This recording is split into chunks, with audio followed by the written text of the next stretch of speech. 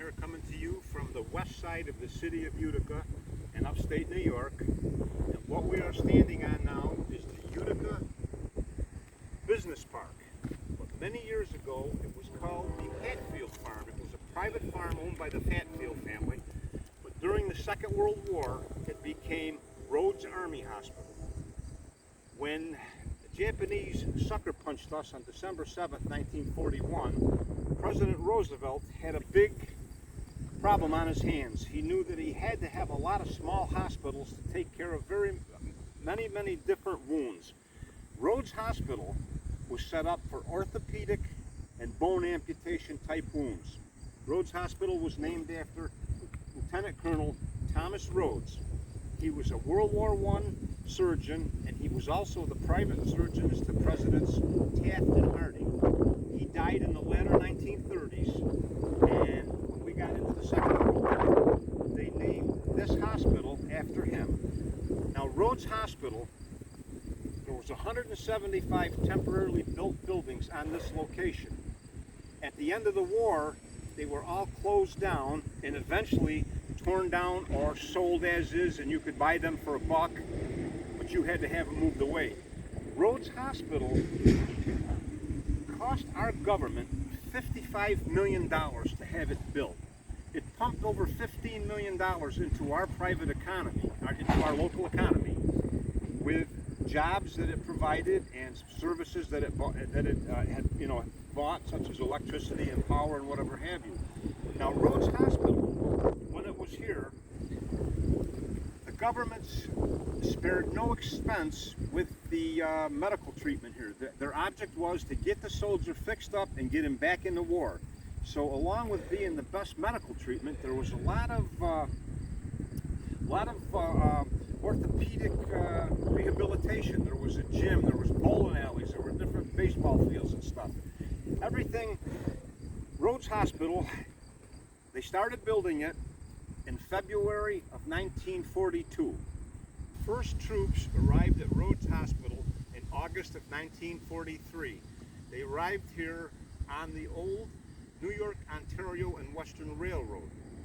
They also, some landed at Rome Army Air Depot up in Rome, and they were brought in by truck, but the majority of them came by rail. In a little while, we're going to take a walk around back, and I'm going to show you where the old spur leg that came up into the hospital that brought the troops in on train. The hospital stayed here in 1946. All of the Army troops were discharged and sent home. The hospital stood vacant for a few years until it became Rhoads Village, where they started housing veterans to go to school and get a higher education and their high school diploma and a little bit higher education. That ran right up till about 1949 into early 1950, when America got into the Korean War and the government took it back. The government wanted it back, thinking that we were going to have another war like World War II. Well, it never did. It never developed into that, so Utica got it back. It eventually, all the buildings were moved, and it eventually became a golf course. It was leased to the newly formed Utica College, and it was a golf course for about, 20 years or so, and then Utica needed it back for a business park, so they took it back from the college and built all of these buildings on it. Now, what's here is a lot of doctors and insurance companies and dental offices and stuff, and every building, with the exception of one from Rhoads, is gone. We're going to take a quick run over a couple other places and show you what is left of Rhoads Hospital that's here. And so we're going to take a quick run and we'll be right back with you, okay? Okay, folks, this is the only building left on the original site of Rhoads Hospital. This at one time was called Rhoads Gym. It is still used by New York Mills High School, only now the name of this place is Beekman Gym. There was a very staunch athletic supporter by the name of James Beekman, and when he died, they named this gym after him. New York Mills High School still uses this for their basketball games and different things, and like I just said, this is the only building left on site of the original Rhoads Hospital, and we're going to go out front and take a picture of it for you, and then we'll jump on another spot.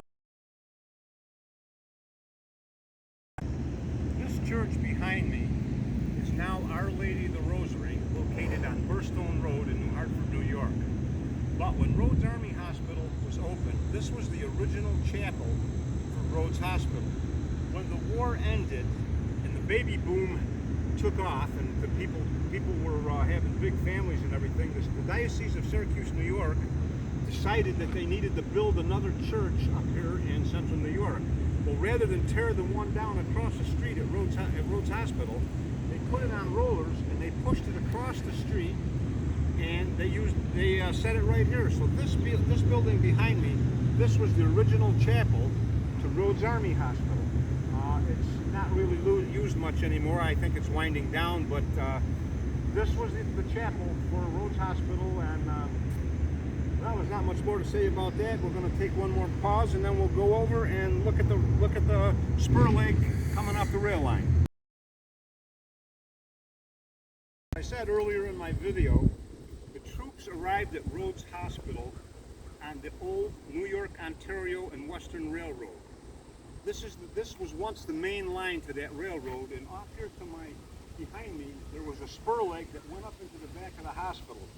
When the hospital was closed, they tore it all out, and this is all that's left now. These piles of old ties here, they've ripped them all out. But this line here now belongs to the Delaware and Otsego Railroad out of Cooperstown, New York, and they use it for their New York, Susquehanna, and Western Railroad. This was the way that the troops got into Rhoads Hospital.